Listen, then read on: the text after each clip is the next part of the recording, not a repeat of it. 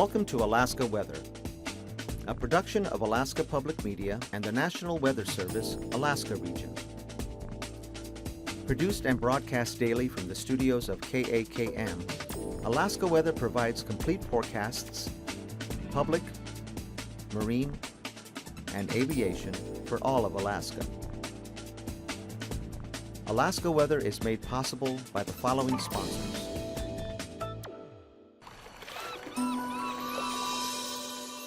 Sometimes the best way to find a living is to stay right where you are and study with UAS online.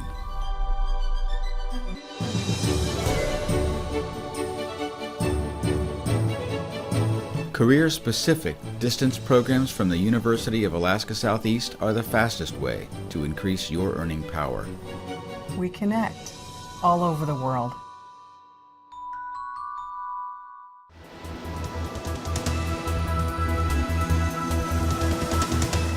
The National Weather Service. Welcome to your Alaska Weather. I'm meteorologist Perry, and this is your weather for February 24th, 2016. And you can always follow us on Facebook or Twitter, and also at the www.arh.noaa.gov. Now starting off with tonight's hazards. Over the Bering Strait and the St. Lawrence, Bering Strait coastline in St. Lawrence, we have a blizzard warning that's going to be from 9 p.m. this evening through 6 a.m. Friday, and that's for blizzard conditions a quarter mile or less with blowing snow at with those visibilities. And we got a couple wind advisories. First one starting off with the upper Kuskokwim Valley. That's through midnight tonight. Then the second one is over through Denali. That's going to be through 3 p.m. Thursday. And the next one is Deltana and Tanana Flats, and that advisory is through 6 a.m. Thursday. And then we have a high wind warning over the eastern Alaska Range, and that's through 3 p.m. on Thursday. And then along the western Kenai, we have a small stream flood advisory, and that's through 3 p.m., 3:45 p.m. Thursday, and that's for locations south of Kenai. Now starting off with our satellite tonight, putting in the loop. We have a low-pressure system over here. It's entering the Gulf. Is bringing moisture, again, you can see along the southeast coastline, all the way up to the northern coast, as well as along the eastern and Prince William Sound region. That'll continue with this southerly flow, and it'll bring warmer temperatures, as you will see later on, to the region. Now over the Northwest Territory coastline, we have a weak, I'll put in the next loop here, you can see, we have a weak stationary front that's over the Bering and Chukchi Sea portion over the Arctic coastline, and that's bringing some plenty of cloud cover as well as some blowing snow issues. That's why they issued a blowing snow warning there for the St. Lawrence region.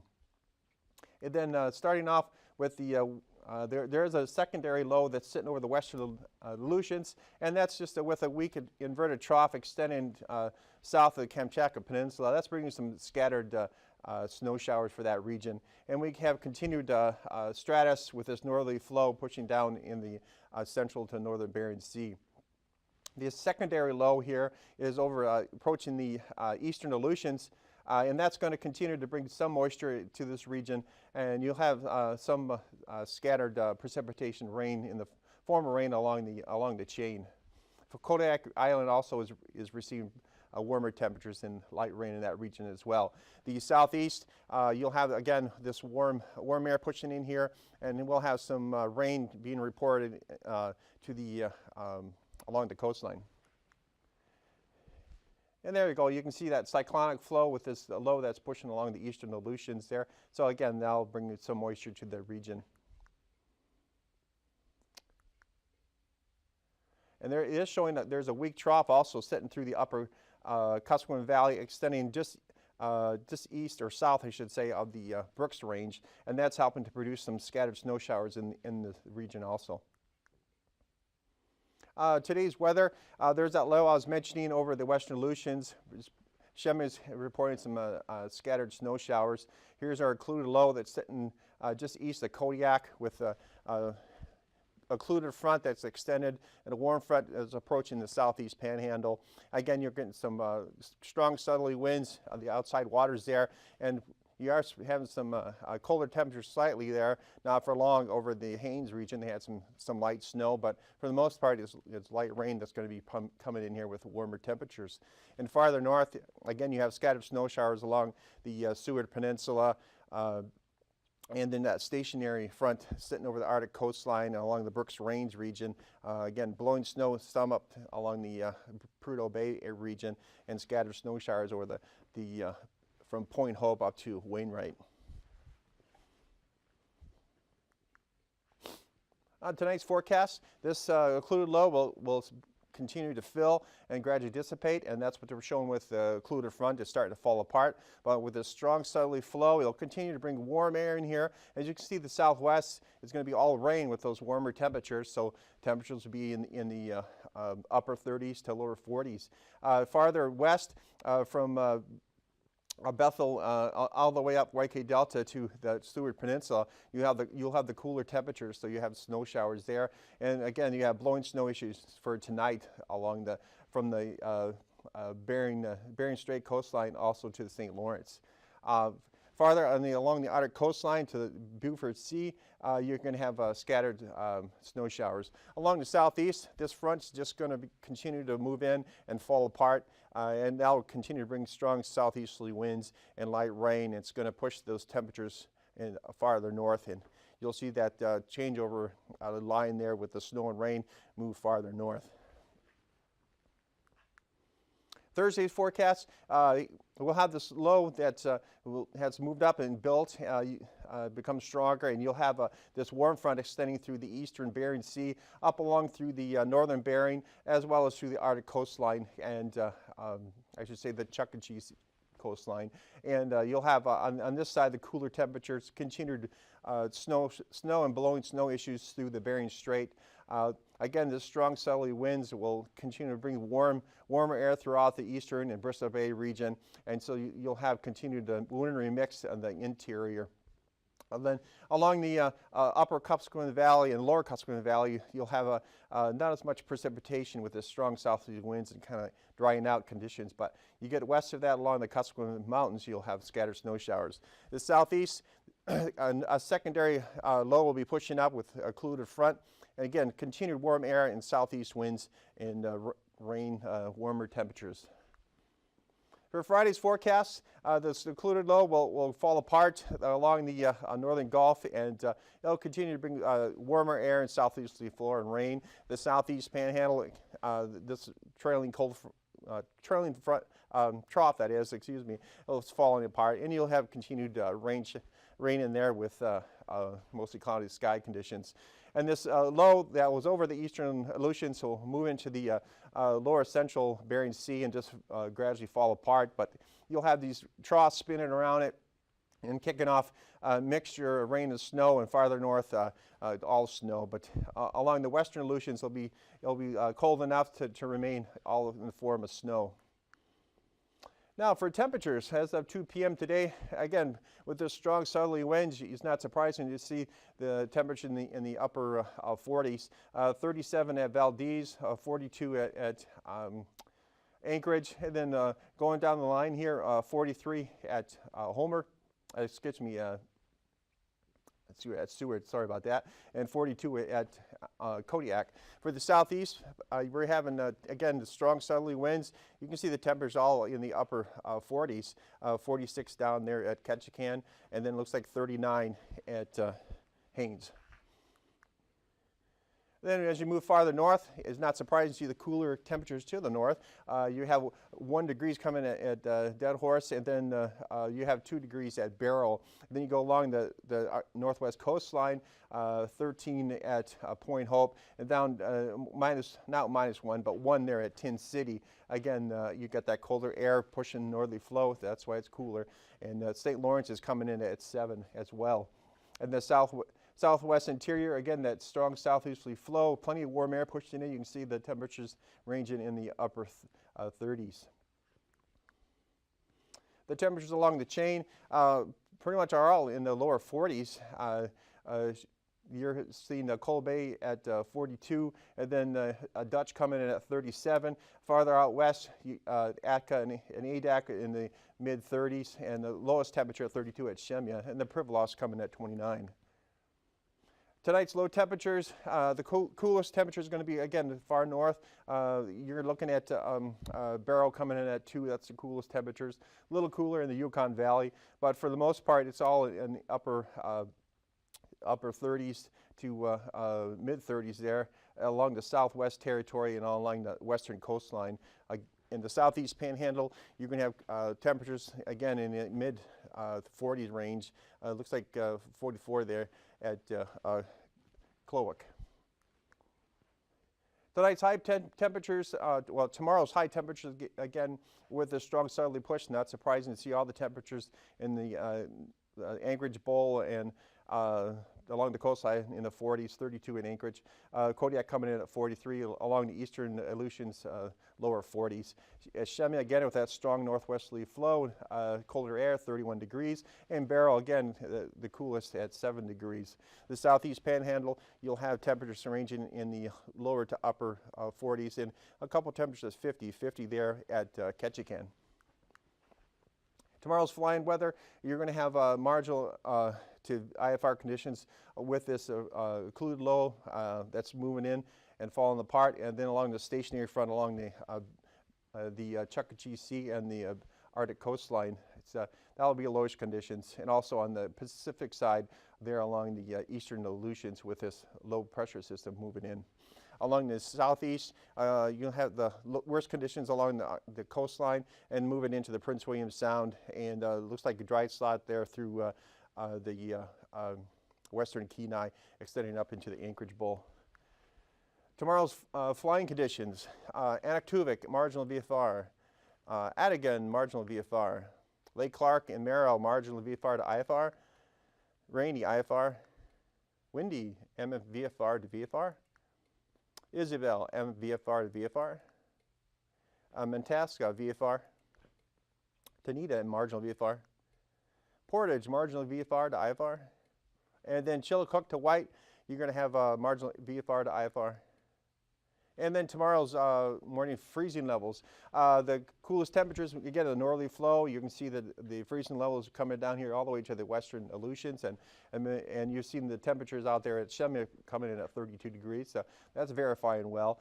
And then with this strong southeasterly push and this and the high pressure sitting over the interior, the strong southerly winds coming in with the warm air, you can see the freezing level is quite high. And there are some pockets they're showing up through the upper Kuskokwim Valley and also the Yukon Flats region.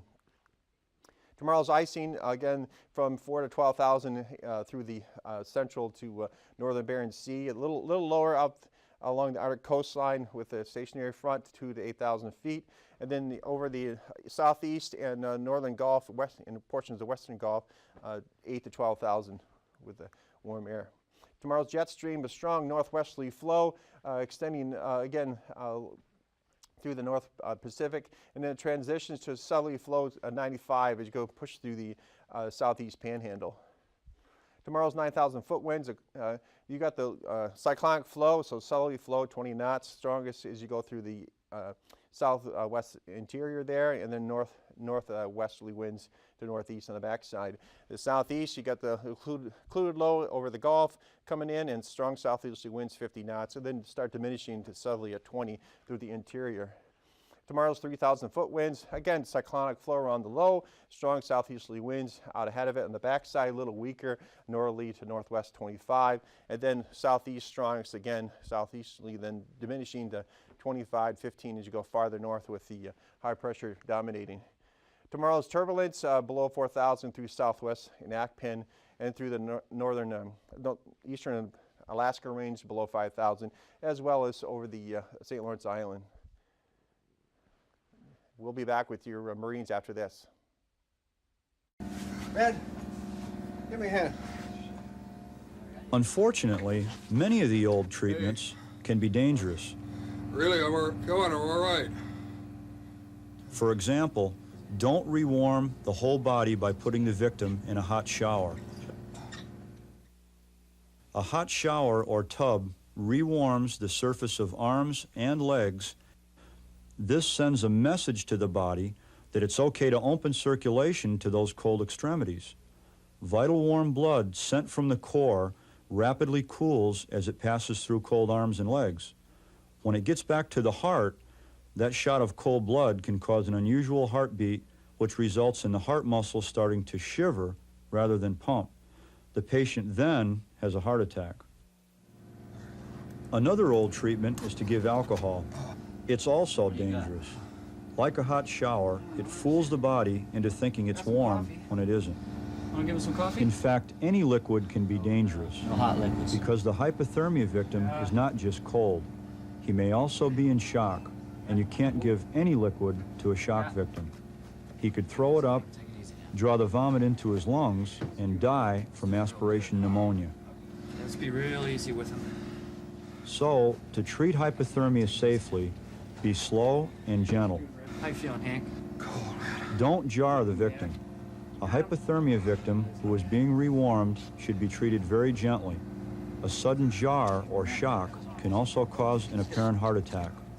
It is a fact that even though treatment is progressing, a hypothermia victim's body temperature continues to drop before it starts to rise again. The victim is very vulnerable at this time. Nice and easy now. To rewarm a hypothermia victim, use only those treatments that are always safe. The first part of treatment is to take them out of the cold to prevent further heat loss. At this point, the body may not be able to rewarm itself. Blankets will not rewarm a cold body. They only insulate. You need a heat source. First, wrap the cold arms and legs to keep them from rewarming too quickly as you attempt to rewarm the body core of the victim. Then, rewarm the high heat loss areas, the head, neck, armpits, sides, and groin of the victim. The most effective, safe way to rewarm hypothermia victims in the field is to use warm objects and body-to-body rewarming. Warm objects are literally anything that is warm, including warm rocks, lukewarm hot water bottles, warm heating pads, warm packs, or even warm potatoes. But be careful.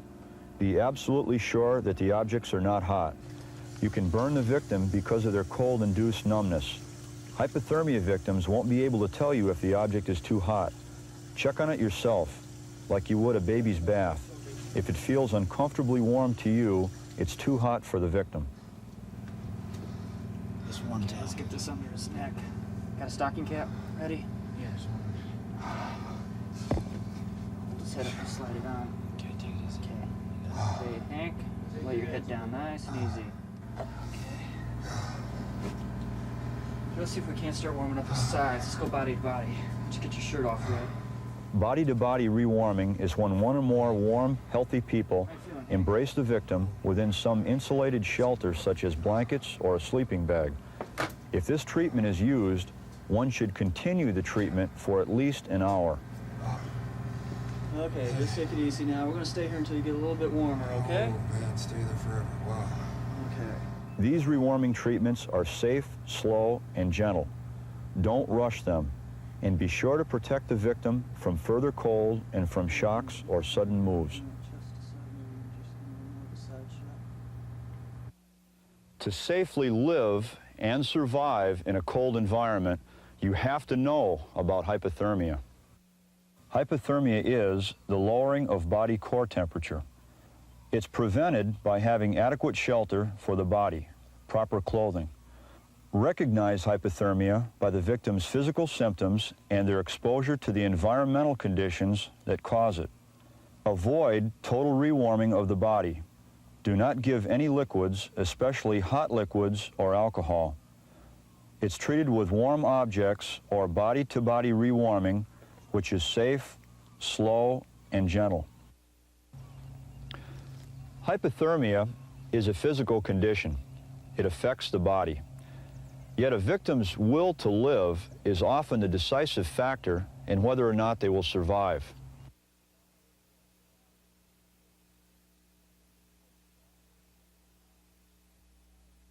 Well, I always thought survival was physical.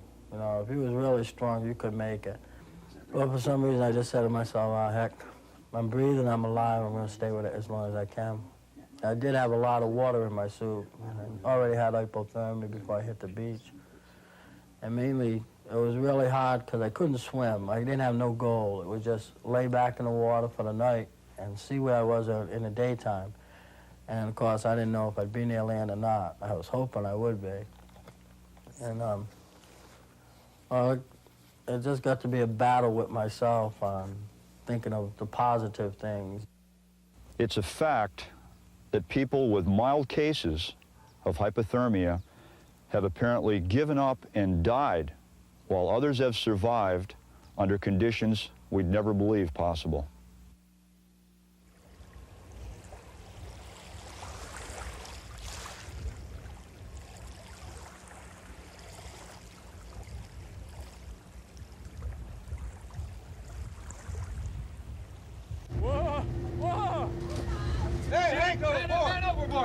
To know what it is, know how to prevent it, how to recognize it, and how to treat it. When was the last time you shivered from the cold? Don't take your eye off of him! Hypothermia is the lowering of the body core temperature.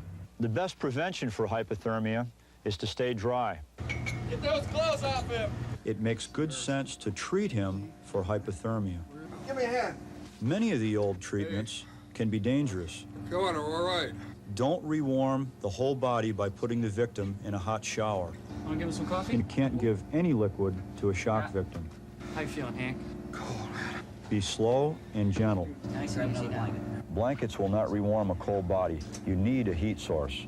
Lukewarm hot water bottles, warm heating pads, warm packs, or even warm potatoes. Okay, just take it easy now. We're going to stay here until you get a little bit warmer, okay? Oh, man, stay there forever. Wow.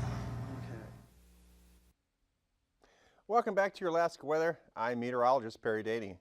Now with the sea ice forecast, the biggest change, the sea ice has made it yesterday for the first time all the way down to St. Matthew Island. So that's the biggest change with the sea ice. So we're expecting it to remain there for the next few days. There's still continued light ice there in the Bristol Bay region, as well as some light ice in the northern Cook Inlet. Now, starting off with the marine forecast for the southeast for Thursday, continued northerly flow in the inside waters, shifting southeasterly with this strong southerly push coming up with this next system. Gale force winds on the outside waters southeasterly. Wave heights will be anywhere from 16 to 17 on the outside waters. Friday's forecast, again, all southerly push, southeast winds, southerly winds. You're going to have small craft on the inside, a little weaker towards Haines, but on the outside waters, gale force south to southeasterly with that strong occluded front that's pushing in. Then for Thursday, marine forecast for south central, you'll have southeasterly going through Prince William Sound region, but predominantly all gale force with northeasterly winds through the eastern Kenai all the way down to Kodiak. Same thing with small craft starting with the northern Cook Inlet, and then you're becoming northerly easterly, gale force northeast in the southern Cook Inlet, and all down through the Shelikof Strait.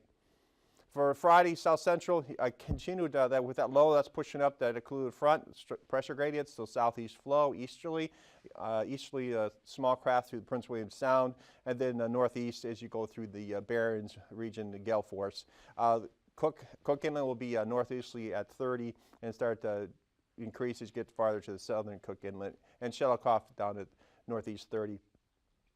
Thursday for the Alaska Peninsula, southeasterly flow with the strongest winds on the Pacific side, easterly on the Bering side. Friday for Alaska Peninsula, starting to diminish as the systems are filling and starting to dissipate. Southeasterly flow, 25 knots, a little weaker there south of the Shumagat Islands. And then easterly on the Bering side, small craft and a little weaker there just as you head towards Port Moller. For the Aleutians, for Thursday, again, northwesterly flow with the system moving and dissipating, so strong northwesterly winds, not too strong, but gale, small craft with on both the Pacific and Bering side. A little stronger there south of Dutch, but otherwise for the western Aleutians, you're going to have a northeasterly flow, 15 to 30 knots out to Shemya. For Friday, continued westerly winds going through the on the Bering side, small craft, and then shifting northwesterly there near Shemya. On the Pacific side, westerly winds 20 knots as that low pressure system moves farther to the northeast along the eastern Aleutians. For the west coast for Thursday, continued northeast flow coming off the YK Delta and easterly flow off the Bristol Bay region. Northerly flow through from the Bering Strait with that cold northerly winds coming in, and freezing spray issues there for St. Matthew Island. And then for our west coast for Friday, continued northerly flow through the northern Bering Sea and portions of the central Bering Sea. Then easterly flow coming off the YK Delta and Bristol Bay region, and southeasterly for the Pribilofs. For the Arctic coastline for Thursday, easterly flow along the Arctic coastline, and then transitions to northerly going through the Chukchi Sea and Bering Strait. And then for Friday, pretty much same conditions, a little stronger there at 35 knots east of Dead Horse, but you start transitioning to northerly as you go down the Bering Strait to northerly winds at 20 knots. Now, tonight's forecast, here's that occluded low pressure system east of the eastern Aleutians, and the occluded front that's starting to fall apart as it goes through the southwest territory over into the southeast panhandle. Strong southeasterly winds there pushing in with rain and the wintry mix farther north. And for the Anchorage Bowl, you'll have a continued rain, and then farther north as you go through the along the Alaska Range, you'll have scattered snow showers. From the west, from Bethel westward, you'll have snow showers. And with that not occluded, but the stationary fronts extending through the Bering Strait and through the Chukchi Sea, you're going to have blowing snow issues through the St. Lawrence region. The western Aleutians, scattered snow showers, and the far out, the western Aleutians over the Shemya, you got low pressure. You have a good evening. See you tomorrow. These forecasts are to be used for planning purposes only. Call 1-800-WX-BRIEF for a formal pre-flight briefing. Always file a flight plan before you go flying. The U.S. Coast Guard Auxiliary urges you to leave a float plan with a friend or the harbor master before you go boating. Alaska Weather is made possible by the following sponsors.